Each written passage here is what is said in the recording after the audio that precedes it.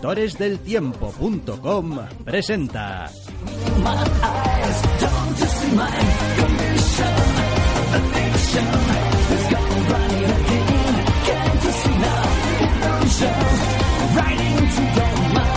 Entre Cómics.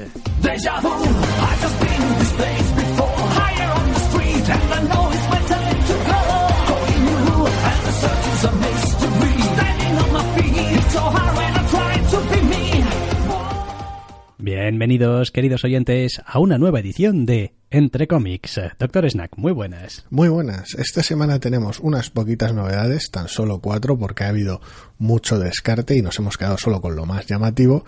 Y tenemos una lista de irresistibles bastante larga con algunos tebeazos espectaculares. Venga, para que no se diga que nos liamos mucho al principio, vamos a entrar ya con la primera de las novedades que, en fin, iba a decir si me apuras, pero sin que me apures también creo que es la mejor de la que vamos a hablar. Pero bueno. Sí. Vale, estamos hablando de... No sé muy bien cómo pronunciar... 2000XX. 2000XX. Sí. Sí. Vale, 2000XX número 1, escrito a la limón por Lauren Killy y Jonathan Luna, con el dibujo de Jonathan Luna también, bueno, el apartado artístico. En realidad es un TVO para Image que, en fin, quizá hemos dicho que es el TVO más sólido del que vamos a hablar entre las novedades, pero también tiene sus particularidades un poco rarunas. Sí, no siempre aterrizamos bien con los trabajos en los que se involucra Jonathan Luna en general, con o sin su hermano. Y hay veces que sí, siempre estuvimos muy a tope con Alex y Ada desde el principio, pero luego ha habido otras cosas como Eternal Empire y tal con las que tropezamos por el camino. Eso es lo que a vida del podcast se refiere, al margen de antes de que empezásemos. En este caso es un TVO peculiar porque tiene el tipo de arranque que no nos suele gustar, con una pequeña escena aparte, pero joder, es que luego es como una bola de nieve. Es el tipo de cuando alguien se marca un flashback, un flash forward, una escena fuera de contexto que queda unida más adelante. Normalmente no es que haya dos maneras de hacerlo, bien y mal, pero a veces casi lo parece.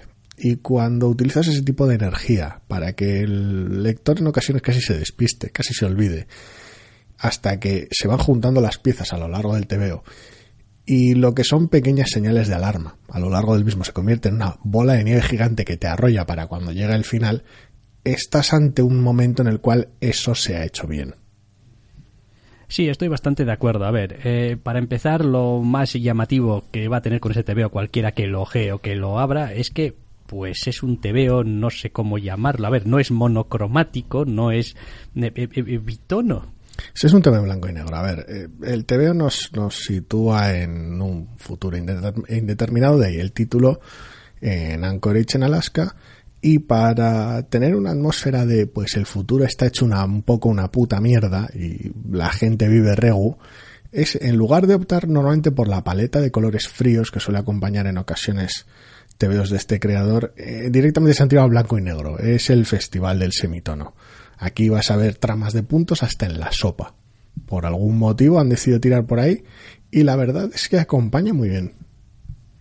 Sí, yo la verdad es que no he tenido ningún problema a ese respecto. De hecho, bueno, para mí es uno de esos TVOs que consigue tener esa cualidad de hacer el aspecto que tiene, o del aspecto que tiene, algo tan intrínseco como el resto de sus apartados o cualidades que presenta. Es como, pues este TVO es así. Es decir, es un poco como empezar a plantearse después de leer el primer número de The Walking Dead, por ejemplo, que pues esto podría ser a colores, como no, tiene una cualidad per se por cómo está hecho que, pues en fin, cuesta. A ver, te puedes imaginar esta historia también en color, pero no lo necesitas. Como otras en blanco y negro, sí. Sí, es como, pero no lo necesitas. Es como, pues es una elección artística más de los autores y creo que, pues, no sé si aciertan o no aciertan, pero desde luego no supone ningún problema. Es una elección más. A mí me gusta, es una elección que siempre me suele sorprender porque es algo que siempre he estado históricamente muy acostumbrado a verlo en manga, el uso de distintos tipos de tramas, y cuando la veo fuera de ahí, sobre todo en un TVO normalmente tan conservador en según qué aspectos como este, porque a nivel narrativo tiene una composición de página muy sencilla, viñeta grande, muchas panorámicas, Entonces ver ese recurso en un TVO normalmente americano o europeo me suele llamar la atención, por pura curiosidad, por tener más costumbre de verlo en el manga, pero tal cual, o sea, no es simplemente más que un pequeño giro de textura a lo que es un TVO tradicional blanco y negro. Hay otra cosa también que me gusta mucho de este TVO.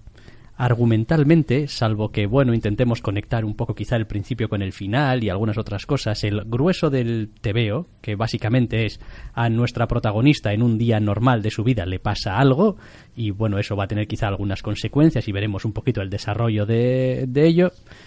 No hay nada especialmente... ¿cómo llamarlo? Explosivo, súper especial. Es decir, el tratamiento es como muy mundano, muy naturalista, muy, pues, un día normal en el que te pasa esta cosa horrible y, bueno, pues lo que uno esperaría, ¿no? Que suceda más o menos. Todo ello acompañado o empujado por el hecho de que no es nuestro tiempo, no es exactamente nuestro mundo, no sabes exactamente en qué campo te estás moviendo, pero no hay nada que esté totalmente fuera de lo comprensible. No hay de repente, no sé, la gente tiene super robots y supermentes y super... No, es decir, sigue siendo más o menos estándar. La gente va a la oficina a trabajar, hay vehículos, hay bares, hay la tiendas. Sigue ahí. Sí, exactamente. Peor de lo que estaba, porque cosas, pero... Y me gusta que está escrito de una manera que parece súper normal, súper natural, lo cual no es tampoco tan fácil de hacer porque no es nuestro mundo. A ver, es curioso porque consigue dotarle de cotidianidad a través de mostrarnos el día entero horrible o el arranque del día horrible de nuestra protagonista y luego cómo culmina los sucesos, y desde el principio hace una apuesta muy clara. Quiero decir, ya la escena esta desconectada del resto de la narración hasta que el TVO va avanzando, ya la acompaña con narración que no tiene directamente que ver con eso, sino que es más bien una explicación de cómo todo el mundo se cree especial y que por muchas malas noticias que veas en la televisión, eso a ti no te va a pasar. Con lo cual ya marca las apuestas desde el principio. Aquí de fondo hay algo raro y jodido, que ya veremos cómo conecta ahí. El que la gente haga oídos sordos a que pasen cosas de mierda ha creado el mundo que es, ya desde la segunda página. Cómo ese hilo narrativo conduce el resto del TVO es bastante interesante, porque aunque sea el clásico TVO de, como decías tú, a la protagonista le pasan cosas y hasta cierto punto, pues sobre las cosas que le pasan tampoco tiene control, en cuanto el TVO avanza un poquito, muy poquito, la protagonista vuelve a tener agencia, con, evidentemente, constreñida por las circunstancias del mundo y de los sucesos, pero vuelve a poder decidir qué hacer y cómo afrontar los sucesos. Y ahí es donde vemos de qué pie cojea la protagonista, hacia dónde va encaminada. Sí que es cierto que, pues, el TVO no deja de ejercer presión, no. Con lo cual, pues hay ciertos momentos de dar bandazos, de decir, hostia, es que hay algún momento un poco límite. Pero aún así, sigue estando la protagonista presente, no simplemente como una peatón en su TVO, y sigue estando decidiendo qué es cómo afronta cada momento. Sí, no he acertado antes con la palabra. A lo que me refería es a que no es un TVO y, a ver, probablemente cualquiera que haya leído algunas otras obras también dibujadas por Jonathan Luna se habrá dado cuenta, porque su estilo es per se así, no es un TVO estridente. No. Es decir, quiero decir, Jonathan Luna te puede hacer una historia de magos y bolas de fuego y de robots futuristas pero no es todo parece como súper normal, como incluso sus personajes humanos, que son muy expresivos, tienen en el fondo también un cierto aire como, no sé, como de aquellos videojuegos en los que los personajes estaban muy bien animados, pero se les notaba un poco la expresividad no terminaba de... Sí, no acaba de estar... Tiene una cierta cualidad que a mí me resulta agradable, es decir, no me distrae, pero entiendo que quizás a algunos lectores les pueda parecer un tío un tanto estático, que sus expresiones faciales son un poquito pétreas, ¿no? Este rollo... Suele haber tiranteces con su acting en general, es raro. Normalmente en la medida en la que acompaña los distintos momentos, cuando se trata de un acting un poquito más distante y el mundo y la situación te lo pide bien. Cuando las emociones son más límite, es un autor que normalmente en el pasado había momentos en los que se ha resentido. De todas maneras, es un aspecto en el que ha mejorado mucho. Quiero decir, las circunstancias en este TVO van empeorando, entre comillas, o van siendo más extremas a medida que avanza, y su trabajo en las últimas páginas, cliffhanger incluido, a nivel de acting y a nivel emocional de los personajes, están bastante mejor de lo que estaría hace años. Sí, también tiene que ver quizá con el hecho de que a veces busca recursos visuales muy sencillos para las cosas.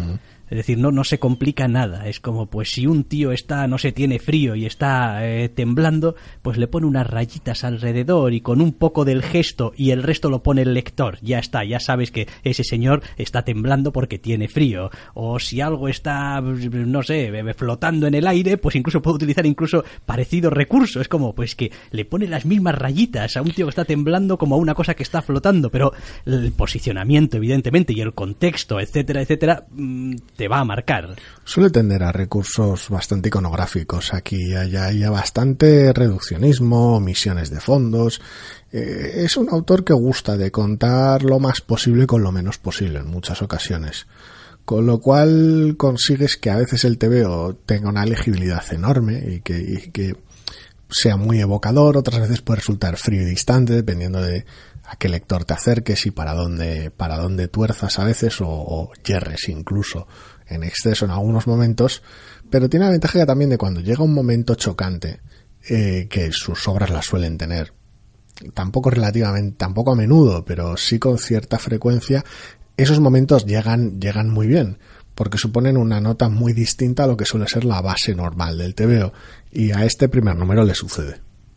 Y hay otra cosa también que me gusta mucho de este TVO, y es que argumentalmente no dista tampoco demasiado de algunos otros TVOs que hemos leído tampoco hace tanto, en su punto, digamos, más reduccionista. Y sin embargo, a mí me reconcilia una vez más con esa idea que a veces a uno siempre le entra duda de decir, bueno, es que directamente estás quemado de ciertas ideas, de ciertos conceptos, de tal, y pues ya te entra todo torcido y pues da igual, ninguna historia que gire en torno a más o menos este tema o a unos personajes a los que les suceda esto te va a entrar bien. Bueno, pues no, o sea, porque en este TVO pasan algunas cosas y a los protagonistas les suceden algunas cosas y pues al final el enfoque, el cómo te lo cuenten... Según qué sinopsis de la trama de este TVO cuadraría un 90% con la sinopsis de algún TVO de semanas anteriores que ni tan siquiera apareció en el programa. Sí. Por ejemplo. Sí. Ni siquiera apareció en el programa. Sí, igual, que se descartó directamente. Igual lo acabamos descartando, pues sí, es posible. Si te refieres a Heart Attack, lo descartamos directamente. Sí, pero alguno anterior también había que iba de parecida cuerda. Pero bueno, a lo que me refiero es a que al final es el TVO el que sostiene el TVO. Y este TVO se sostiene.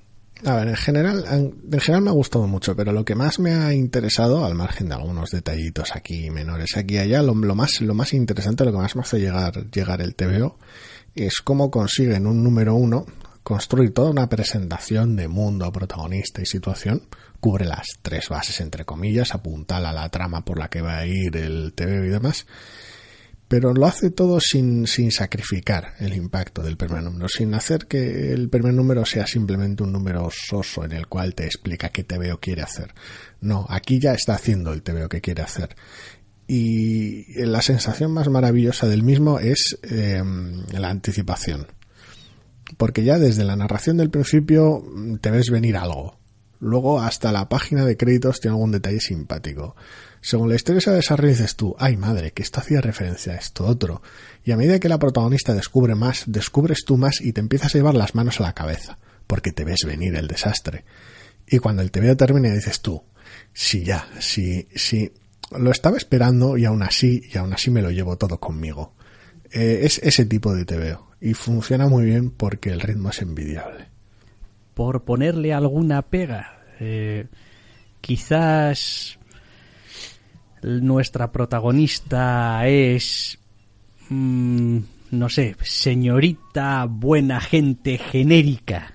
Es como, no lo sabemos quizá del todo, pero sí que es verdad que a veces a cierto tipo de historias es como, bueno, pues el protagonista, hasta que sepamos más, al menos de momento es alguien que, bueno, parece majo, se lleva bien con sus compañeros de trabajo, tiene aspiraciones y sueños y tal, pero bueno, básicamente pues pues es más o menos buena gente. El personaje es interesante de partida, habrá que ver cuál es su pasado y sobre todo cómo afronta su presente. Pero el personaje es interesante porque te lo plantean como una persona más dentro de esta civilización, de una persona cumplidora, es decir, pues un ciudadano de los que no da problemas. Y cuando las cosas se tuercen, no solo evidencian cuál es su perspectiva sobre dichos problemas, sino cuál es la perspectiva del mundo, ya que ella, en teoría, lo ejemplificaba hasta que el TVO se tuerce, por decirlo de alguna manera. Con lo cual se puede ver el mundo a través de cómo es ella, en parte del TVO, y luego se puede ver cómo es ella a través de cómo reacciona a los cambios.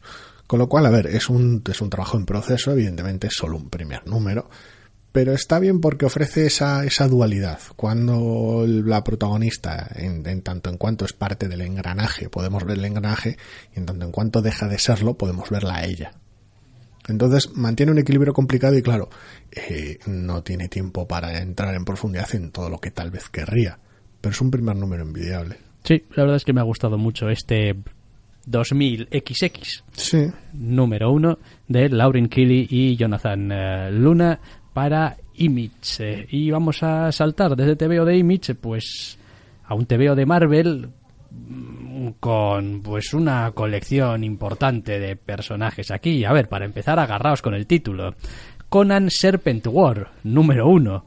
En fin, no lo han llamado Conan Infinity Serpent cosa, pues no sé por qué, pero vaya.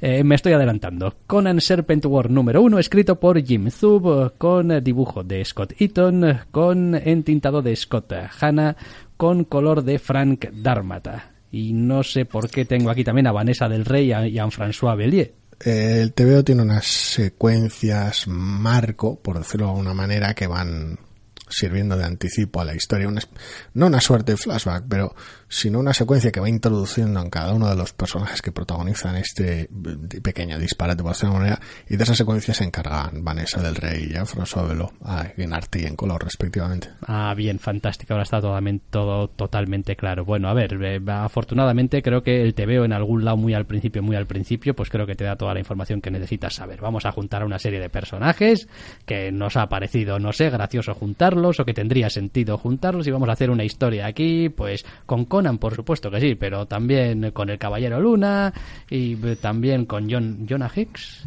no, Solomon Kane. Solomon Kane, sí. Y Dark Agnes, solo faltaba eso. Sí, exacto. Tomarle prestado un personaje a DC. Y pues con una especie de excusa más bien endeble, te vamos a hacer unas presentaciones todas iguales, más bien cansinas, y al final del número pues los tendrás a todos juntos para hacer frente a una amenaza que pues la verdad tampoco es que sea bufa. Está claro que la premisa de junta a un puñado de personajes así un poquito misceláneos y que tengan alguna aventura contra el malo de turno no es el tipo de premisa que te para una miniserie crossover que no suele interesar demasiado. Quiero decir, es como sobre todo cuando con según qué personajes no tenemos demasiada conexión, porque a mí lo que hagan con Solomon Kane me importa un pimiento, por ejemplo. Entonces ya de base era un TVO al cual nos iba a resultar áspero entrar, pero es que además el puñetero TVO emplea todo el primer número para pseudo introducir un malo poco interesante sin tampoco fuste ninguno y explicarte quiénes son cada uno de los 4 personajes. Y encima hacerlo tampoco sin mucha carisma. O sea, hay que decir, no se trata de que pues lanzamos a los 4 personajes a la limón en el TVO y pues hacemos un poquito de trampas para que haya algo de exposición, pero hay algo de roces entre ellos. No. Te vamos a exponer, te vamos a dar la brasita. Dígate, mira, este es fulanito, tal, vive en esta época, no sé qué. Y por si no te ha quedado claro, ahora va a tener, no sé, como su paginita o sus 2 paginitas de su propia movida en la que está metido para que le veas también en acción. Sí, vamos a meter a cada uno en un follón con serpientes, porque esto va de serpientes, y van a tener cada uno su mini TVito inconsecuente de serpientes, tanto en la presentación para introducirlos como al final, cuando los saquemos de su entorno y montemos ya el team up. Y todo el TVO es eso, todo el TVO son explicaciones. Los personajes no interactúan, apenas interactúan con su mundo, más allá de malos con sabor de serpiente, que ya directamente no interactúan para nada entre ellos. Para eso habría que esperar a un hipotético número 2 que pues presumiblemente no vamos a leer. Es posiblemente la más torpe de las introducciones para este tipo de TVO y la cual normalmente nos suele generar rechazo. Sí, a mí me genera bastante rechazo porque aunque entiendo que existe una cierta belleza y sentido a veces en la repetición de esquemas a la hora de presentar personajes o de presentar situaciones con ciertos paralelismos, a ver, una vez más, volvemos a lo de siempre, se puede hacer mejor y se puede hacer peor, pero normalmente suele funcionar mejor en escenas cortas o incluso en páginas donde se ven los paralelismos en la misma página que hacer como... Pues aquí tienes 4 páginas, aquí tienes 4 páginas, aquí otras 4 y aquí otras 4. Y es como básicamente son intercambiables, los personajes. Es como, pues es la misma manera de entrar a explicarme quién es este personaje, la misma manera o el mismo tipo de escena en la que lo veo en acción y la misma conclusión parecida, dependiendo de la situación específica de cada uno, pero van de parecida cuerda. Digo, hombre, pues es que esto me lo podrías haber montado prácticamente en un montaje paralelo de estos y en 3 páginas o en 4 páginas lo tenemos solventado. Quiero decir, fulanito lucha contra serpientes, tu viñeta, menganito también, el otro, el de la moto. Digo, vale, al menos me das un poco de velocidad, un poco de ritmo, nos quitamos la parte más engorrosa de encima y podemos empezar a ver de qué estamos hablando. Otra cosa es que luego ya de que estemos hablando sea atractivo, interesante o no, de pues estos 4 héroes pues van a pelear contra el hechicero, el dios o lo que sea malo de turno con sus serpientes y pues ya veremos que independientemente del atractivo que tenga eso, no es la manera de hacerlo interesante de entrada, sinceramente. Es pinchar en hueso en lo que a nosotros respecta. Sí, es que es terriblemente para eso cabezota respecto a cómo quiere hacerlo. O sea, una doble página para cuando aparezca el personaje del que está hablando, después una página para que tenga su escenita de acción y después otra vez vamos la intrahistoria que lo une todo. Es increíblemente metódico y homogéneo. Y en este caso no es especialmente para bien, porque no hay realmente luego un traslado de las singularidades de los personajes. Hay una presentación más explicativa que otra cosa de quiénes son a golpe de caption y ya está. No les vemos interactuar con sus entornos más inmediatos de manera significativa en ausencia de que interactúen entre ellos, que como ya hemos dicho no se da. Con lo cual es simplemente ellos posando con algún tipo de antagonista mientras el TVO nos explica, mira, este personaje y su rollo suele ser este, pero en vez de explicármelo podrían estar mostrándome cuál es su rollo y la verdad es que no consiguen. Al margen dejo el hecho de que pues tenían que elegir arbitrariamente un nombre que poner primero, ¿no? Quiero decir, esto es Conan Serpent War y el resto son secundarios. Sí, bueno, a ver, en el TVO no, en el TVO todos tienen el mismo espacio y todos tienen la misma importancia. Entonces, quiero decir, a este TVO le puedes poner arriba Moon Knight, Serpent War y, hombre, a ver, ya sabemos que el rollo de Conan y las serpientes y tal. Sí, pero no. A ver, en teoría sí. El asunto está en que el TVO está, quiero decir, aquí Jinzu, porque imagino que será idea suya, la organización del guión, manco no es. Entonces sabe dónde opera, sabe en qué territorio juega. Quiere decir, abre con el personaje Marvel, termina con Conan y el resto van en medio. Ese es el asunto. Quiero decir, aquí, lector de Marvel que ha visto al Caballero Luna y a Conan en una portada, si coges esto y lo abres y miras por dónde empieza con el Caballero Luna y dices tú, estoy en casa. Y esto más o menos como acaba con Conan.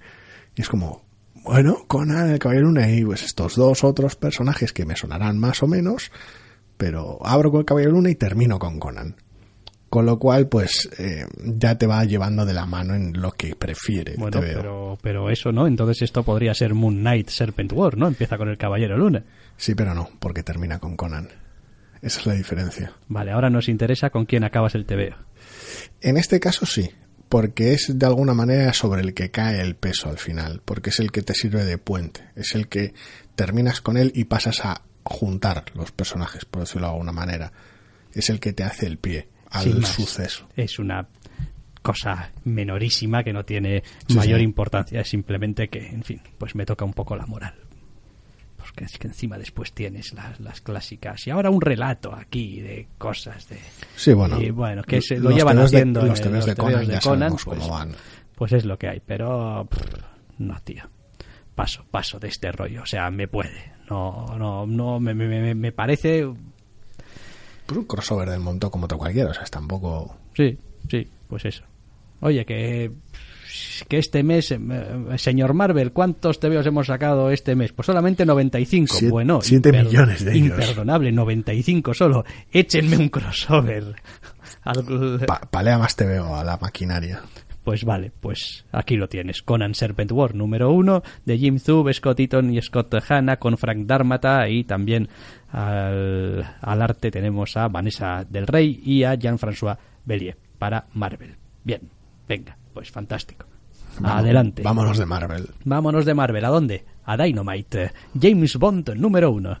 Escrito por Vita Ayala y Danny Lore, con un dibujo de Eric Kapstur y con colores de Rosanne Kurichillanil y Rebecca Nalty. No voy a decir que salí caer de la sartén para caer en las brasas, pero ya hemos hablado alguna vez de que normalmente yo y los TVs de James Bond, salvo en circunstancias específicas, no nos solemos llevar bien. O yo y muchos TVs de Dynamite, en realidad, dependiendo de cómo tires de licencias.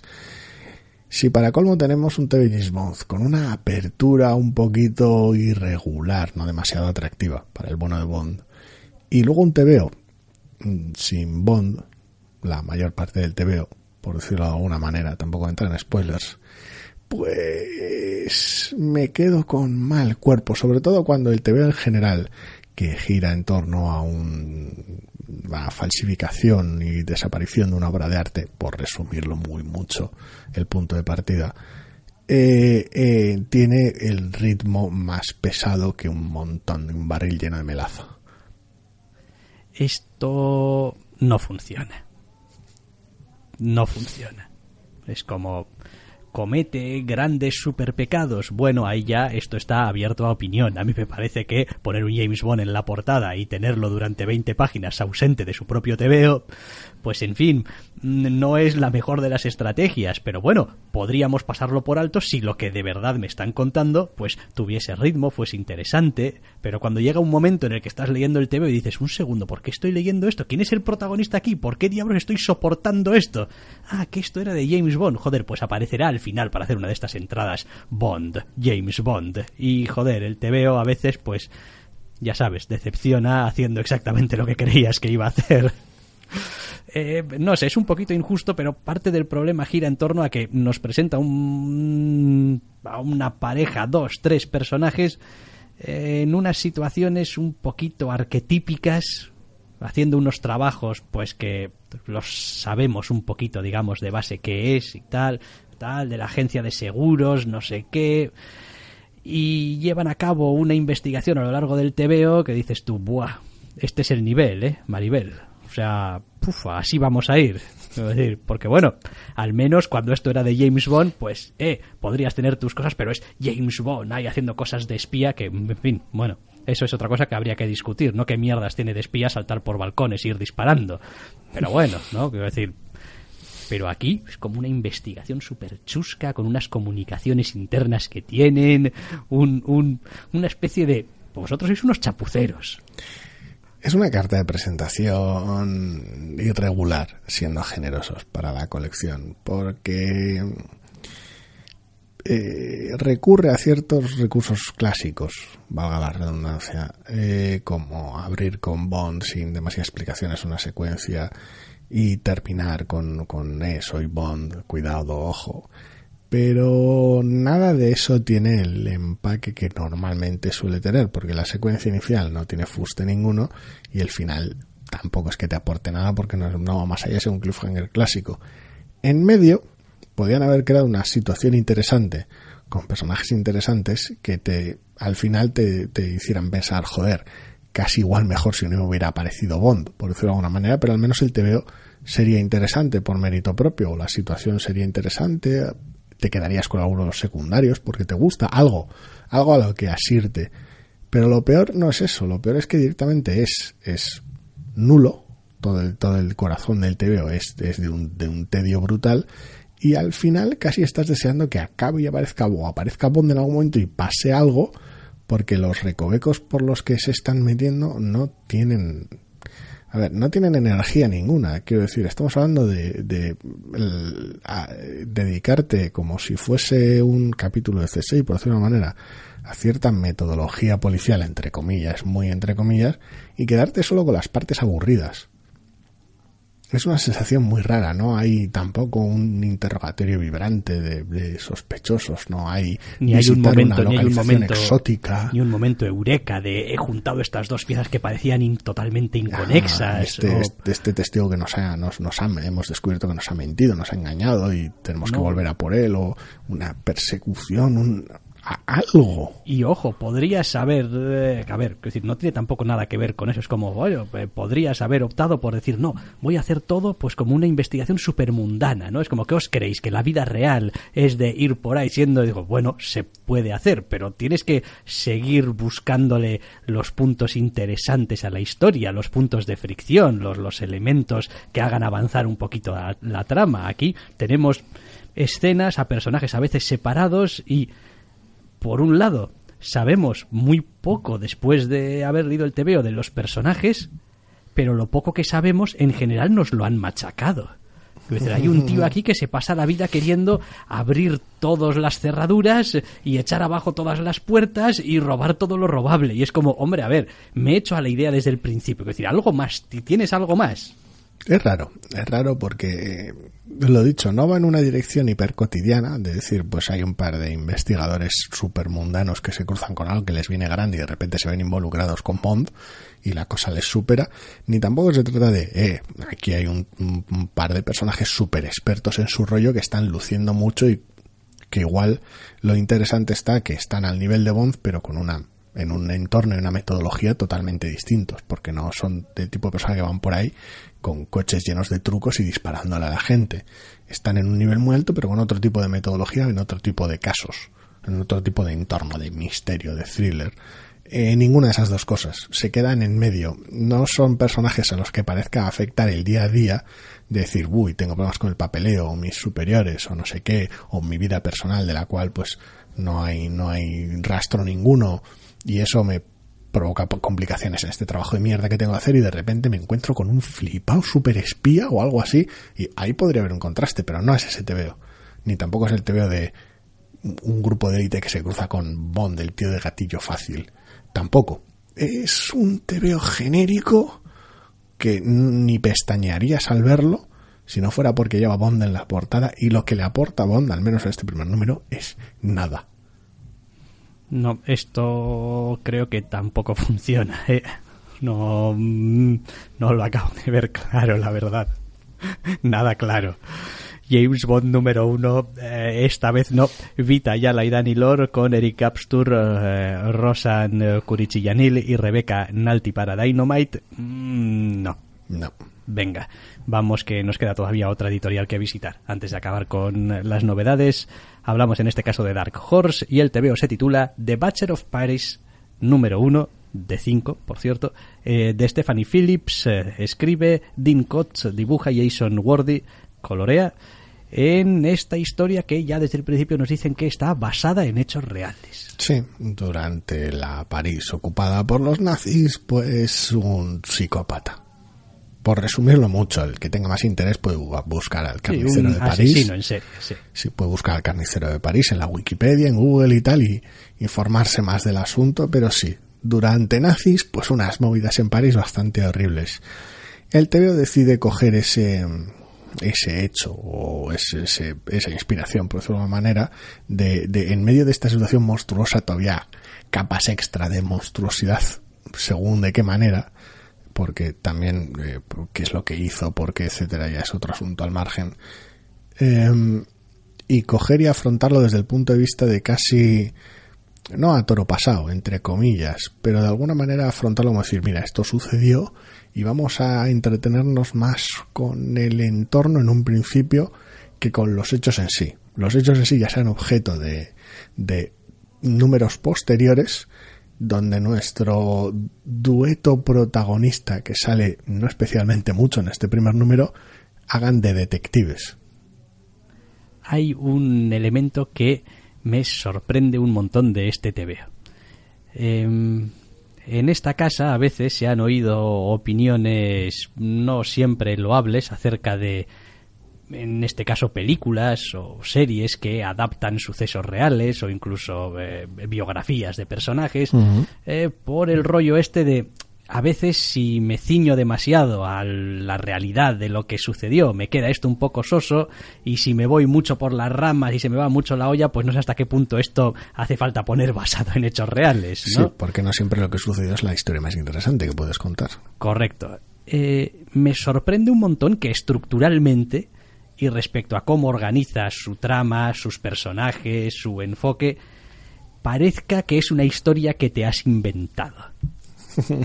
Es decir, ¿en serio vamos a tener una pareja de, no sé, llámalo investigadores, sí, uno más mayor, con más experiencia, otro más joven y con más energía, pero que evidentemente que sabe menos? Los propios personajes hagan referencias a Sherlock Watson, sí. Sí, y después es todo el entramado de, y además ellos son conscientes de que están en una situación injusta, pero no tienen la capacidad para sobreponerse a ello, para hacer algo al respecto, pero sabes que son buenos porque, joder, están, porque lo ves y es como... Porque en contraste con los nazis, sí, pues... Claro, casi todos seríamos buenos, sí.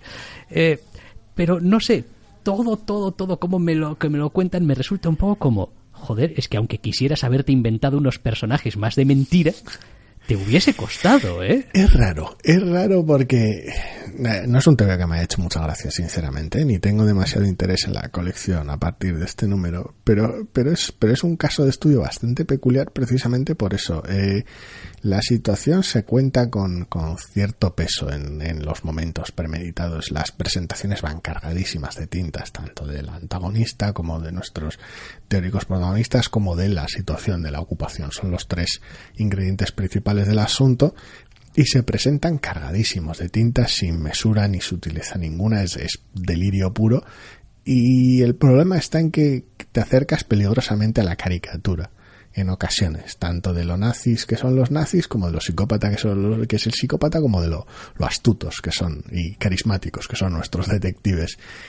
Y fuerza tanto la maquinaria que, independientemente de que sepas o no, o te hayas percatado o no de ese cartel enorme en portada de basado en una historia real, y o lo olvides, te abstraigas o lo que pretendas hacer al respecto, la situación es que, en general, partiendo de un marco real de la ocupación nazi en París, lo tengas en mente o no, todo parece una puñetera parodia, porque si uno de los ingredientes estuviera forzado de decir, vale, aquí ha querido dejar claro que los nazis mal, igual se le ha ido un poco de las manos y ha caído en una caricatura, pero bueno, sienta el tono, o ha querido dejar claro que el loco está loquísimo y que es un monstruo horrible y el resto están más o menos normal, o el detective es súper carismático pero el resto son enemigos más mundanos, más cotidianos. No, está todo el mundo salido de madre, y esos distintos aspectos se amontonan uno encima del otro y el TVO queda, pues eso, esa sensación de irrealidad de la que hablabas, de decir, es que parece un pastiche.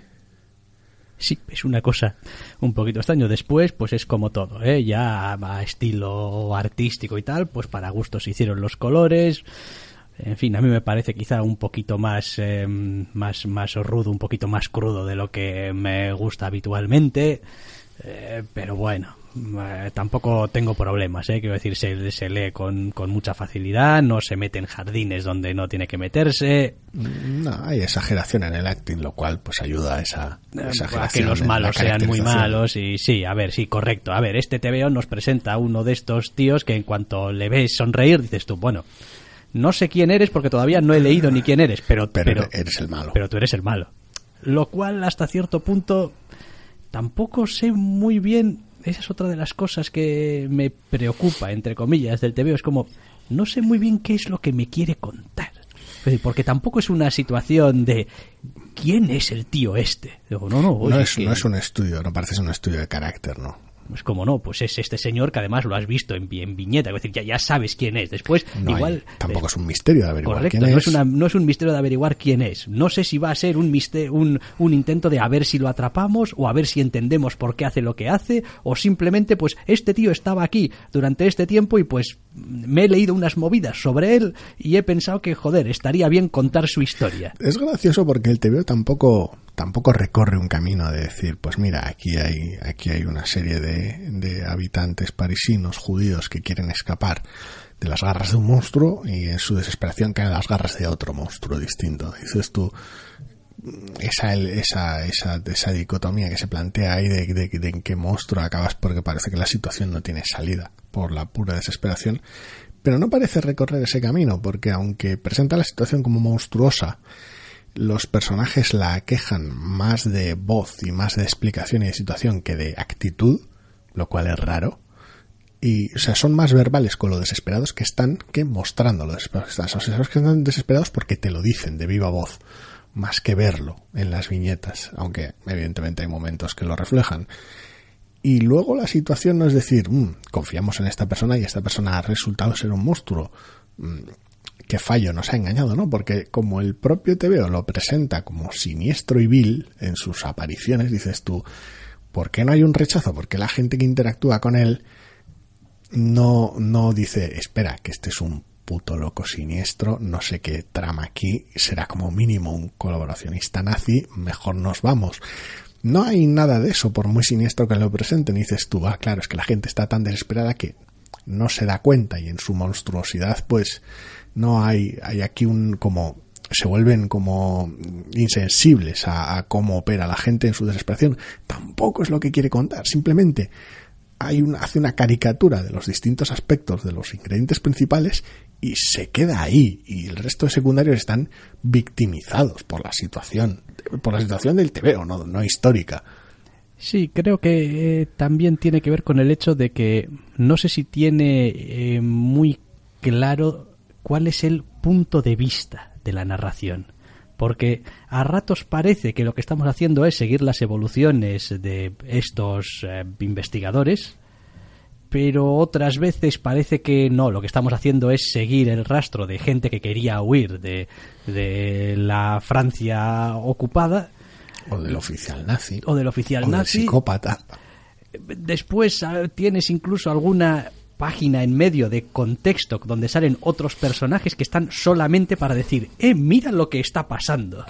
Y pasas la página y pues ves una calle con un montón de gente sin cara, donde parece que ha pasado algo, y es como, bueno, no estás haciendo una apuesta tampoco fuerte para que emocionalmente le llegue al lector. Es como si hubieses puesto el foco como una especie de narrador omnisciente, y dices tú, bueno, voy a estar donde necesito estar para contarte lo que necesito contarte. Y a mí no me acaba de enganchar, porque todo me resulta un poco superficial. Sí, no hay un enganche emocional, curiosamente. Es extraño. Me aventuro a pensar, por cómo está construido el TVO, que nuestros aguerridos detectives tendrán que sortear la opresiva presencia del oficial nazi para llegar al fondo de este asunto, o algo así.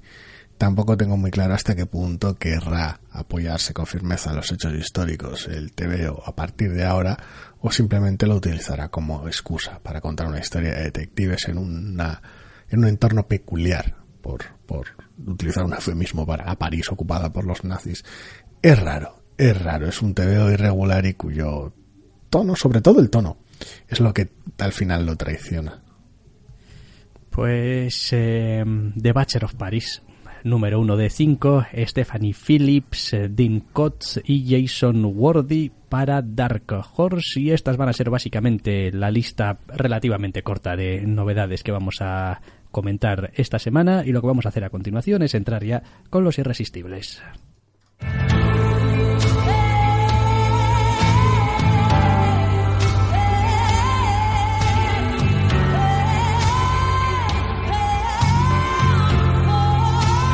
No solo de novedades vivimos los doctores.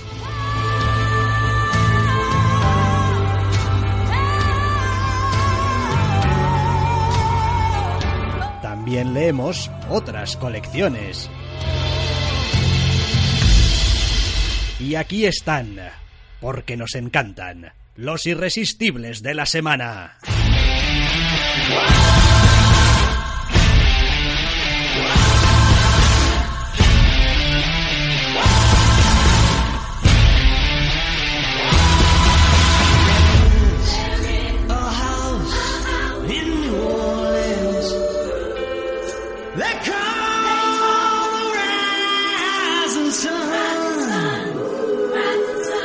Pues los irresistibles de la semana, que como otras tantas semanas anteriores a esta han venido encabezados por Batman, en este caso ya número 84, si no me fallan las matemáticas y lo que han dicho, anteúltimo número de la etapa de King y compañía. Amo y señor de los irresistibles esta última época, dado que, pues, evidentemente, salvo que algún número nos hayamos saltado, algún programa que no grabásemos diera con sus huesos en un programa futuro, pues Batman ha estado aquí durante muchísimos números, casi todos de esos 84 que lleva.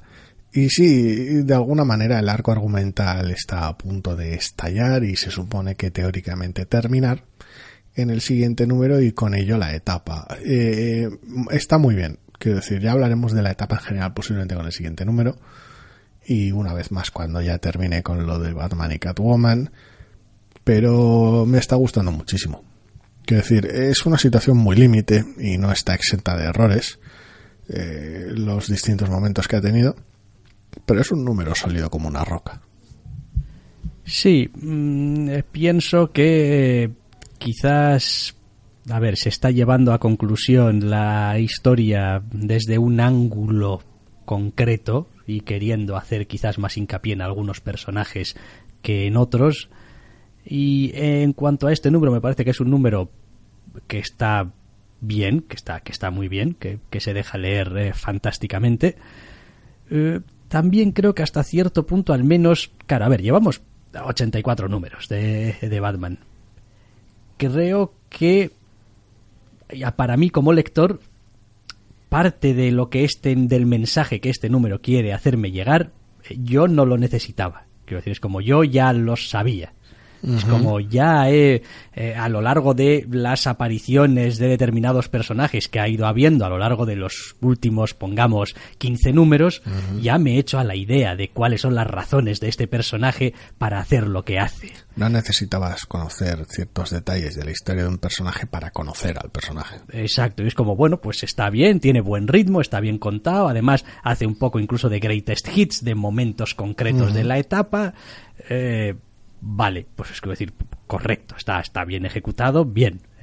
Si hasta ahora alguien no se había enterado de, no sé, cómo decirlo, del mensaje que está mandando este TVO, pues uno, pues los compadezco un poco, porque, en fin, tener que llegar hasta el número 84 para tener claras ciertas cosas, igual, pues hace que el resto de las lecturas se haya resentido, porque, uh-huh, hombre, llevamos mucho tiempo viendo a algunos personajes hacer cosas y, coño, si no tenías claro por qué las estaban haciendo, pues esto estaba resultando un poco raro, pero vaya, en general está bien, vaya. También es cierto que tiene pinta de que esto va a acabar en la mejor tradición de los tebeos superheroicos, por otro lado. Sí, porque aquí se arregla todo hablando, uh-huh, pero bueno. A ver, ya veremos. Ya hemos comentado alguna vez que es después del arco de las pesadillas y demás, había habido ocasiones en las que parecía que el TVO estaba siendo más explícito de lo habitual o más comunicativo de lo habitual y que había veces que igual no era necesario, pero bueno, sigue siendo un buen TVO independientemente de la misión, entre comillas, que tiene que cumplir dentro de un marco más amplio. Sí, estoy de acuerdo. Vale, ¿qué más cosas hemos tenido aparte de este Batman 84? Pues un número 10 de Buffy, pues otro de estos números de Buffy sin Buffy. Correcto, si tuvimos la semana pasada un número de Ángel sin Ángel, esta semana tenemos un número de Buffy sin Buffy. Y pues todo bien, porque una vez más pues tenemos un reparto robusto de secundarios que están en una situación límite, en casi el peor de sus momentos para casi todos ellos. Y pues eso hace saltar las tensiones, aparte de que pues eso, Sunnydale está como está, porque toda la boca del infierno. Así que es un TVO bastante interesante. Hombre, hay una cosa que me está gustando mucho de este arco en concreto, y es que no sé qué, pero algo les está pasando a algunos personajes, es decir, incluso físicamente, no solamente se comportan de manera rara, sino que es evidente que les pasa algo, no paran de sudar y tener cara de cabreo, pero el tebeo no está por la labor, todavía. Soy muy fan del trabajo que hace López a nivel emocional con los personajes, porque de alguna manera lleva a cabo un acting bastante límite en una situación muy límite. Quiero decir, el guión ya deja claro que los personajes están, entre comillas, muy cabreados, muy inquietos, con muchas ganas de echarse culpas de cosas, de encontrar soluciones fáciles a problemas complicados y de resolver lo antes posible, algo que requiere tiempo. Y están todos jodidos, con lo cual ya el guión los ha llevado al límite y López no es que los empuje aún más, pero consigue construir su propio lenguaje para mostrar cómo está. Y dices tú, vale, esto ya se le ha pasado y ahora el personaje puede estar más calmado, pero no. Enseguida se ve que, sobre todo en algunos personajes, tiene la mecha muy corta y se ve cómo reaccionan a las cosas, y en ese aspecto es un tejo que es realmente interesante. Específicamente adoro su Giles cabreado. Sí. Su Giles cabreado es que es como que eso es fantástico. O sea, quiero decir, todo él supura una especie de cabreo, de frustración, de terrible. Me gusta porque el único personaje tranquilo, el único personaje que está de ancla es precisamente el personaje más reciente, y es precisamente el personaje que más sentido tiene que esté tranquilo. No sé, es una situación bastante peculiar y bastante llamativa, pero bueno. Pero está bien, se lee muy a gusto, la verdad, y es de esos tebeos que tampoco estás diciendo ¿dónde está Pucci? Todo el rato es como ¿dónde está? Digo, no, es decir, están pasando cosas, los personajes hacen cosas, hablan entre ellos, hay intercambio de información, hay situaciones interesantes, La duda es esa, es como si estoy disfrutando Ángel sin Ángel y estamos disfrutando los dos Buffy sin Buffy, cuando salga un número de Hellmouth con Ángel y Buffy solo, a ver qué tal está.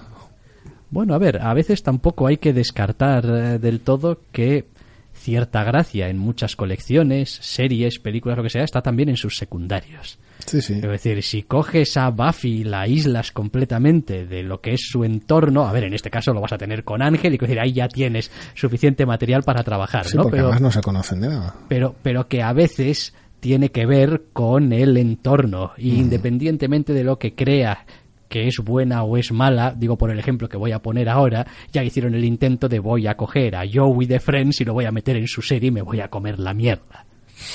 Porque o para bien o para mal esa serie funcionaba en conjunto, necesitabas a todos los personajes que sí. para funcionar, ¿no? Y bueno, pues para mí es una virtud, quiero decir, que las colecciones tengan unos secundarios, que haya momentos en los que puedas dejar de llamarlos secundarios y decir, bueno, son personajes de esta colección, quizás no son la protagonista, pero eso no quiere decir, no son la protagonista, pues porque no es a los que les toca hacer quizás las cosas más relevantes, pero su nombre no aparece en la portada. Exacto, pero por lo demás, pues son personajes y protagonistas de la historia, aunque no sean los más relevantes, vaya. Vale, pues bien, Buffy número 10, más cosas, pues ya vamos por el 14 de Daredevil. Estos también se están dando vidilla, 14 números. Se están dando cierta alegría, sí. En este caso, esta semana, a ver, llamarlo número de transición sería terriblemente injusto, pero es uno de esos números de calma antes de la tormenta. Quiero decir, tuvimos las consecuencias de según qué actos muy llamativos, el número anterior, y presumiblemente lo que se va aventurando en este tendrá consecuencias más llamativas en números futuros. Pero este es un número un poquito de calentar la mecha, de decir, mira, vamos a tener aquí unas interacciones muy muy bien medidas entre personajes, sobre todo en 3 escenas específicas, y esto va a dar lugar a unos destrozos increíbles. Las interacciones son interesantes por mérito propio, no estamos hablando de que el cómic sea interesante por números futuros, es un buen número. Pero te crea esa anticipación de decir, joder, qué ganas tengo de ver a dónde lleva esto. O sea, esto me está molando, pero estoy salivando por lo que viene, porque hasta ahora la colección está más que cumpliendo con ese tipo de situaciones. Este es un número de andamiaje. Es un número de que, bueno, pues a veces tienes que construir también las cosas. Y eso no quiere decir que tengas que ser aburrido. Quiere decir que, pues mirado con un poquito de atención, dices, bueno, aquí estás haciéndote mucho trabajo. Es el tipo de número que, pues cuando George Lucas que en fin, pues ya no dirige nada y pues allá cuidaos, ¿no? Pero cuando estaba preparando y hacía y estructuraba sus películas decía, bueno, esa escena que necesito para dar contexto, para empezar a construir algo para que después explote en el siguiente acto o lo que sea, que él personalmente pues lo odiaba con todas sus fuerzas y bueno, pues a veces así le salía también, ¿no? Pues que se notaba que lo odiaba muy fuerte, pero vaya, no hay por qué odiarlo muy fuerte, forma parte de cómo estructuras algo que está serializado, lo necesitas, le sacas provecho, de hecho, no es una cuestión, no es algo que atravieses ahí lamentándote, es que necesito que este personaje se encuentre con este y necesito que a este le den una motivación para, digo, no, lo aprovechas. Salvo que sea George Lucas y sea el episodio 2. Exacto, pero si no, lo aprovechas, que es lo que hacen aquí y está muy bien, y esta colección, en fin, previsiblemente va a seguir molando. Más, 10 números ya de Die. Madre mía, qué tebeazo, qué puñetera maravilla de colección y qué puñetera maravilla de número. Ya avisa el equipo que final del segundo arco, por lo tanto hora de parada, y si las cosas hubieran ido con cierta normalidad, pues el retorno a la colección sería en abril, pero como las cosas no fueron con normalidad, porque Stephanie Hans se hizo polvo una pierna, pues abril seguramente tarde algo más la colección en volver.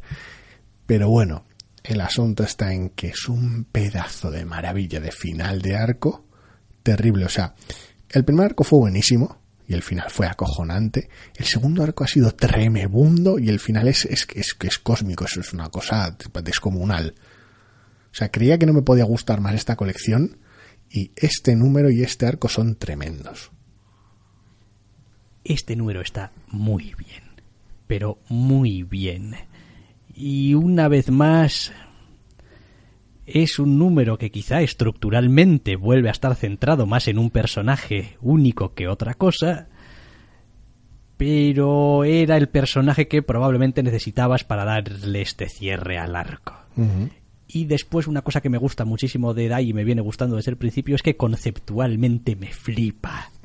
O sea, quiero decir, me flipa porque presenta unas situaciones, unas reglas del mundo, unos que me flipa. Es como, joder, es que estoy totalmente absorbido por las mierdas estas y cómo funcionan y por qué, y sobre todo me flipa porque a pesar de que uno podría perderse en toda esta maraña de cosas que se han inventado para este mundo imaginario, reglas, y tal, al final todo se reduce a tenemos a estos personajes aquí muy jodidos, te vamos a enseñar de qué manera están particularmente jodidos cada uno de ellos, te vamos a enseñar a base de verles hacer cosas cuáles son los modos y maneras en los que funcionan sus habilidades en este mundo fantástico y por qué hasta cierto punto cuando chocan es previsible o inevitable y cuando están de acuerdo también, porque al final siguen siendo personas más allá de los poderes y la función que tengan, digamos.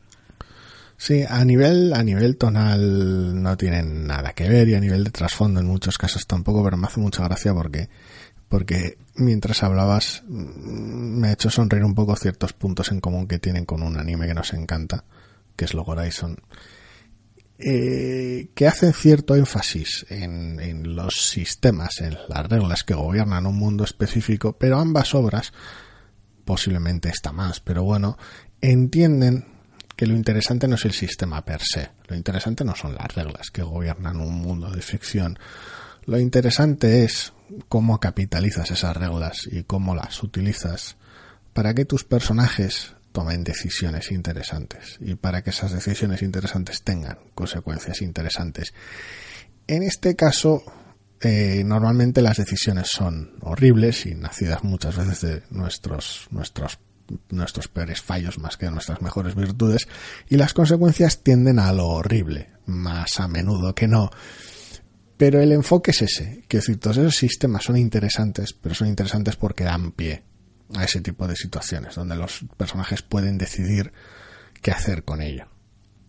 Pues muy bien, hablando de qué hacer con ello, ¿qué hacemos con Excalibur número 3? Es complicado porque era una de las colecciones en la cuerda floja de todo el asunto de Dawn of X y este número no es especialmente bueno. Yo creo que voy a empezar a tomar ya medidas drásticas con las colecciones mutantes. Quiero decir, me cansa mucho tener que estar siguiendo 6 colecciones mutantes diferentes. 5. Si Bueno, tiras hasta 4. bueno, me da igual, las que sean. Sí. Varias colecciones mutantes. Ya, son más de las habituales en tu dieta, ¿sí? Exacto. Y de momento creo que voy a optar más por darle un voto de confianza a Marauders, porque me gustan más los personajes involucrados que a esto. Al final es una coyuntura rara. Yo seguramente también la tire, dependerá de cuando salga el número 4 y lo ocupado que me pille. Pero la situación es muy sencilla. Todo el asunto artúrico nos interesaba menos y todo el enfoque de, oye, ¿qué hacemos con Apocalipsis? Nos interesaba más. Está muy claro que la colección está priorizando lo primero sobre lo segundo. Comprensiblemente, además. El problema está en que en ese proceso no está haciendo que lo primero nos resulte interesante. Es así de sencillo. Es como, no, pues en este número no ha habido mucho Apocalipsis, aunque ha habido algo de Apocalipsis, pero joder, lo otro ha molado. Pues tampoco mucho. Entonces va a ser que lo más normal es que no vuelva a aparecer por aquí. Pero bueno. En cualquier caso, pues el tiempo lo dirá. Más cosas. Green Lantern Black Stars número 2 de 3. Esta colección, serie limitada. Colección teóricamente puente entre la primera y la segunda temporada de Green Lantern, vaya, donde pues de los sucesos súper locos del final de The Green Lantern, pues tenemos esto, y presumiblemente esto desembocará el año que viene en un segundo volumen de The Green Lantern. Sí, he de decir que... En fin, porque a veces... explícalo. A ver, vamos a explicarlo. Vi que había un número 2 de algo Green Lantern que no era de Green Lantern y dije, vale, la que estamos leyendo de... Far Sector y tal. Exacto, Far Sector y tal. Y dije, pero claro, y una vez que has cometido el error, pues ya no tiene vuelta atrás. Así que digo, bueno, pues ya que está aquí, pues vamos a echarle un vistazo a ver qué.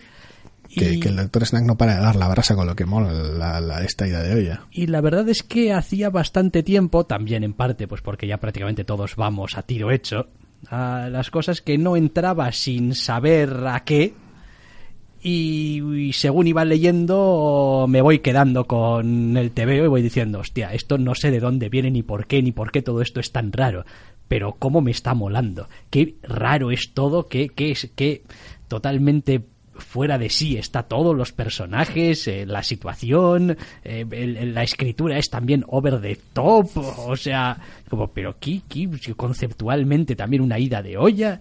Y la verdad es que he llegado al final diciendo, oye, pues no sé cómo habrá empezado todo esto, pero quiero saber cómo acaba, y si solamente queda un número, contadme dentro. Morrison está muy suelto en The Green Lantern y directamente que hacia el final del primer volumen y en esta miniserie está desatadísimo. El primer número era algo más conservador de Black Stars, quiero decir. Este segundo número es directamente grotesquísimo. Es voy a hacer lo que me da la gana más absoluta, me he vuelto loquísimo, vamos a darle con todo a todo. O sea, no hay títere con cabeza. Si quiero una escena hiperloca de vampiros en el espacio, tengo escenas hiperlocas de vampiros en el espacio. Si quiero una escena en la Tierra en la que le dé cera a los superhéroes de todas las maneras que quiera, voy a tener esa escena. Quiero metatrama, la tengo. Momentos personales, dámelo todo. Estoy muy loco. Es increíble. Es una chifladura de número, es hiper llamativo y me encanta. Sí, la verdad es que sí, a ver, me parece bastante evidente que esto, bueno, pues opera en su propio marco de realidad, pero si la historia es divertida, está bien escrita, es bizarra, pues vamos a ello, es decir, no seré yo quien me niegue. Más cosas que hemos tenido esta semana, pues al Ecuador llegamos ya de Lois Lane número 6 de 12. Vale, pues correcto, tienes 12 números de Lois Lane, pues te puedes permitir hacer esto. Sí, el número ya avisa en la portada que es un epílogo de Beth Leviathan que se ocupa de una cosa muy específica y que por lo tanto va después del último número de esa miniserie. Es una serie que me sigue gustando y sigue estando bien hecha, pero cada vez me cansa más. Cada número me agota más que el anterior porque sigue estando bien hecha y sigue sin ser mi rollo. Y cuanto menos se centra, sobre todo con otros 6 números en el horizonte, menos paciencia tengo para este tipo de mierdas. Entonces, cada vez que se distrae me duele. Y está bien contado y conocemos más a la protagonista, pero da muchísima fatiga que sea incapaz de centrarse el TVO. A ver, no creo que sea eso, quiero decir. A ver, no creo que este número haya que contabilizarlo, entre comillas, dentro de lo que viene a ser la historia. Es decir, yo me lo he comido igual. Sí, pero a ver, tampoco nos vamos a engañar. Ciertos sucesos de Event Leviathan ibas a tener que reflejarlos en algún lado. Y a mí me da que, pues aquí tienes una maxiserie de 12 números de Lois Lane, nos cae bastante bien aquí, y dile tú a Bendis que tiene que hacer no sé qué en Action Comics o en Superman. Coño, si lo ha hecho él en Event Leviathan, que deje a Ruka tranquilo, ¿no? Ya, sí o no, o bueno, o igual también, que también lo vería lógico, es como, vale, yo soy Ruka, estoy haciendo Lois Lane. Pasa Event Leviathan y digo, ¿qué voy a hacer? ¿Ignorarlo en mi colección? No, habrá comunicación y si las series han surgido al mismo tiempo no es casualidad, evidentemente. Entonces, bueno, pues a ver, es de esos números que en realidad hace referencia a una situación concreta, es decir, podrían ser horas todo el tebeo si quisiera, y ya está. Es como, pues sí, hemos utilizado las 20 páginas que teníamos este mes para contar esto, pero es que tampoco nos hubiese dado para contar esto que teníamos que contar bien y además meternos en otros berenjenales. Ya, pero es que no es la primera vez que pasa, no es la primera vez que el tebeo se distrae con super cosas, por decirlo de alguna manera. Y que entiendo que pues el personaje es quien es y circunstancias familiares y pues cuando tu hijo viene del espacio cosas, vale, bien, pero cuando hay un evento cosas, muy bien. El asunto está en que más y más si realmente la apuesta se trataba de hacer una apuesta de hacer un TVO de Lois Lane y sus cosas y vamos a conocer un poco mejor Lois Lane, lo primero no tengo tan claro hasta qué punto hacían falta 12 números y lo segundo tampoco tengo tan claro hasta qué punto hacía falta montar un mega thriller de misterio de fondo, porque para cuando llegue el número 7, ¿de qué va la trama? ¿En qué punto de la investigación estaban la protagonista y cierto personaje secundario? Ni me voy a acordar, ni me va a importar, y voy a seguir agarrado al personaje y a la atmósfera, en el mejor de los casos, si sigo agarrado. Entonces, es un problema muy lesivo, que en una trama de misterio te desconecten. Hombre, a ver, que hayas durado hasta el número 6 a mí me parece ya casi milagroso. En mi caso, sí. Es decir, no suele pasar. No. Con lo cual, pues, mira. Y después lo que decimos siempre. Oye, es que esto me debería estar gustando, pero no me está gustando. No te debería nada. Debería nada. Quiero decir, no te está gustando, dejas de leerlo y primero paz y después gloria. El problema es eso, que igual es eso, esa sensación de decir, bueno, pues esto lo coge recopilado y esto no es un número de diciembre que te sienta como un disparo en la rodilla y luego vuelves Dios sabe cuándo en enero o febrero a leer esto. No, te coges un tomo, te lo disparas y es un bip en el radar y te lees una historia completa. En este formato es un disparo en la rodilla y es posiblemente lo que me saque definitivamente de la colección. Pues nada, disparo en la rodilla, Lois Lane, número 6 de 12. Seguimos adelante, decíamos. Igual, pues de momento nos quedamos más con Marauders, número 3 también. Uh-huh. De estas historias de, pues, el barco Chachi de la gente Chachi aunque y no Catherine Pride. Aunque no haya barco Chachi ni Catherine Pride en este número concreto, sí, porque es una colección con bastante más carisma y con una idea bastante más clara de con qué herramientas está jugando que con que Excalibur, al menos más atractiva. Sinceramente, aquí toma un desvío para contar las increíbles historias y batallitas de uno de los principales secundarios, por curioso que resulte, de la colección, y es gracioso ver cómo interpreta el bueno de Shaw la situación. Sí, a mí me ha parecido que es un TVO que está, vamos, correctísimo y que una vez más tampoco acabo de tener, a ver, no es que no esté claro de qué va la colección. Uh-huh. El problema es que la colección puede ir potencialmente de muchas cosas y en este arranque, como junta a personajes tan diversos, en realidad va de cosas distintas dependiendo de los personajes. Es la colección de Catherine Pride buscando un sitio en esta situación, es una colección de Emma Frost y sus tramas, una colección de Shaw y sus tramas. es raro, porque damos 3 números y son un poquito diversos. Hay cierto tono de humor de gag ocasionalmente aquí y allá que no me termina de cuadrar, sobre todo en este número, pero en general es una colección interesante. Es la típica que a la larga, si no se centra en algo concreto que tenga tirón, es la típica que se puede caer por fatiga, pero el arranque es realmente prometedor.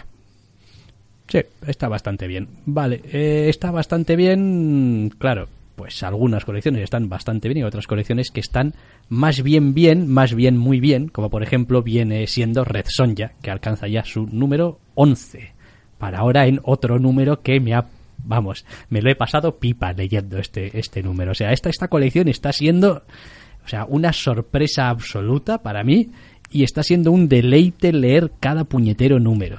Es un escandalazo de colección y los giros que toma y los vericuetos que toma en este conflicto desigual.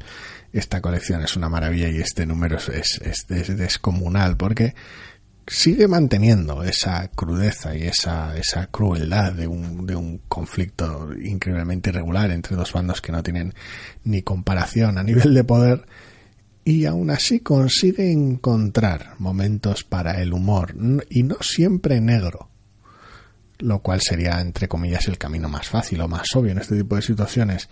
Y es un deleite de colección, la verdad, porque es vibrante, es graciosa, pero sobre todo es interesante. Sí, a ver, después pues es lo de siempre. Tener de vuelta a Mirko Kolak pues nunca ha hecho daño a esta colección. Es decir, al final pues es el dibujante con el que arrancó también la etapa y pues... La costumbre. La costumbre es poderosa. Sí, Red Sonja número 11 y también tenemos un anteúltimo número de esta miniserie de 4 de Strange Skies over East Berlin, que a estas alturas pues probablemente ya nos ha demostrado que no va a ser más que lo que parecía que iba a ser. Sí, nos sorprendió un poquito el acelerón que pegó en el segundo número a nivel de la situación se va a la mierda, y este número no hace mucho más que cumplir con ello y explicitar lo que ya sabíamos del protagonista, por decirlo, o explicitar más bien que lo que ya sabíamos del protagonista, explicitar cuál es el rol del protagonista en esta colección y de qué va el asunto. Lo que ya podías sospechar o saber en el primer número y seguramente saber a ciencia cierta en el segundo, por el tono y por las cosas, en este número directamente te dice, mira, mi serie va de esto y por eso este tío es el protagonista.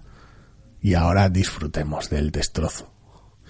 Y joder, pues está bien. Igual no tiene el recorrido que me gustaría que tuviese, no tiene la profundidad ni la conexión emocional que me gustaría que tuviese, pero está bien.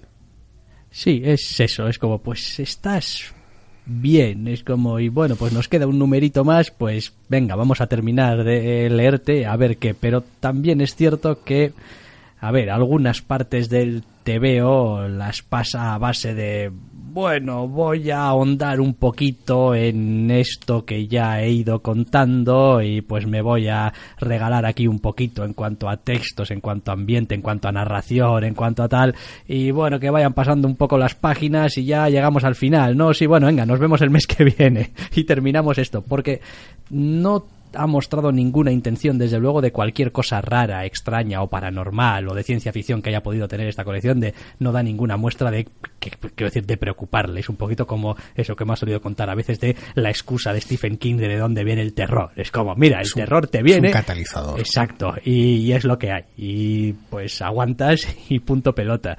Entonces, bueno, quizá al final va a quedar un poquito cojo los personajes, o quizá un poquito demasiado estereotipado, ¿no? El tipo de historia, ¿no?, de nuestro protagonista, pero bueno. Van a ser más peones en la historia que se quiere contar que personajes interesantes que a los cuales les sucede algo. Pero bueno, una vez más, pues la atmósfera que tiene, el modo de contar, pues contribuye a, pues, vale, quiero decir, si no tuvieses la personalidad que tienes visualmente y en el modo de contar, pues seguramente nos habríamos bajado en el segundo número y hasta la vista. Sí, si fuera visualmente un TV más genérico no tendría la energía que tiene. Exacto, con lo cual, pues bueno, como todo suma, pues aquí estamos todavía en el número 3. Y hablando de números 3, X-Men número 3. La colección que no sabes qué te depara cada número.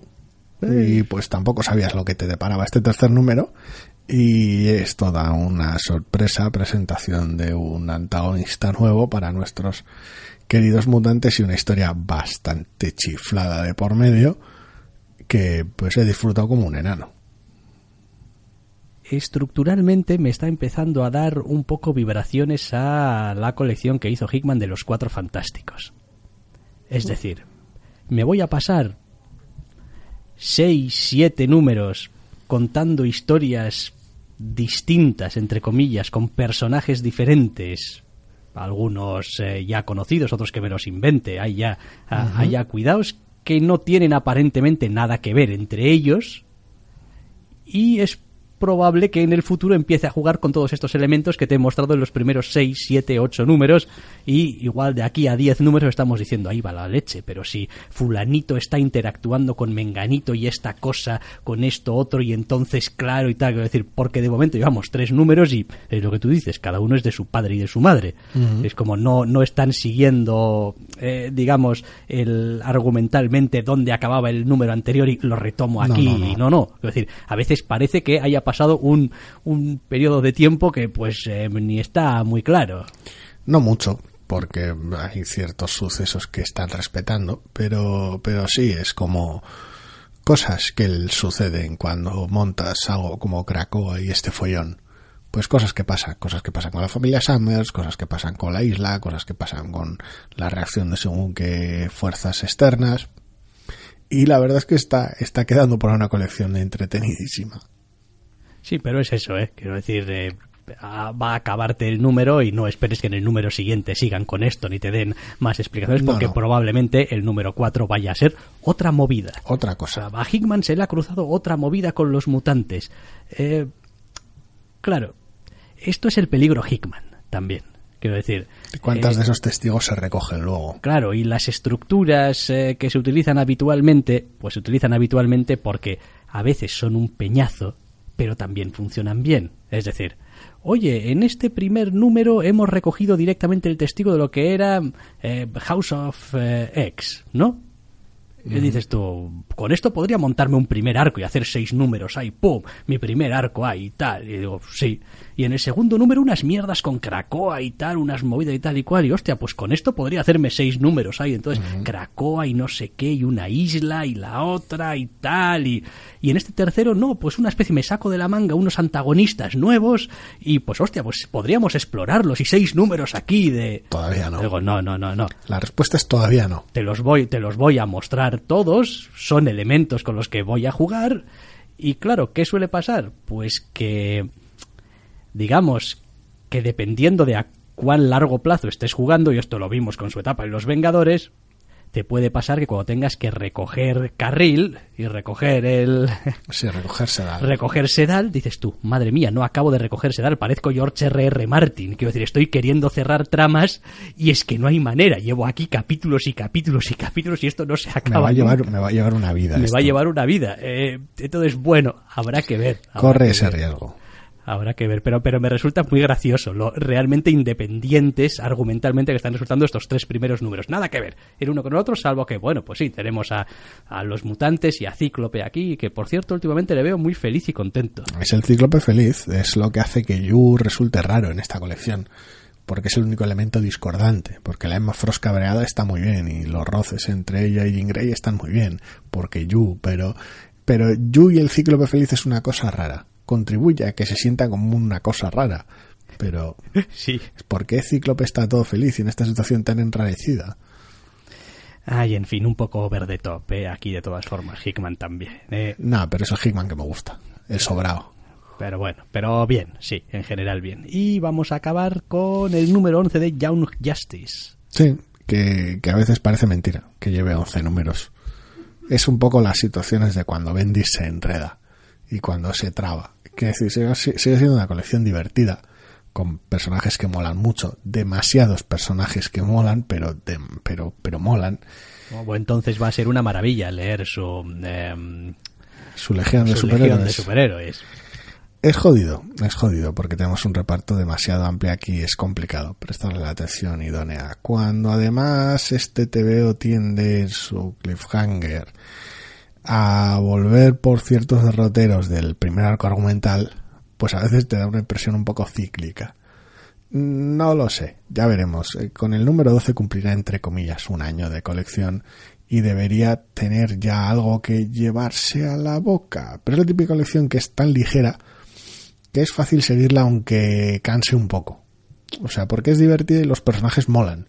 Entonces, aunque la trama sea normalmente una puta mierda, como lo suele ser en ocasiones en esta colección, dices tú, joder, pero es que esta interacción entre estos personajes, tienes tantos que apenas habían hablado entre ellos algunos, dices tú, joder, pues esto ha molado. Y metes personajes nuevos, entre comillas, ¿no? Porque Naomi sigue haciendo su ruta de pasarse por todas las colecciones que puedan meter la Bendis, y dices tú, pues a ver cómo interactúan con este personaje, y las situaciones que se derivan de ellos son graciosas.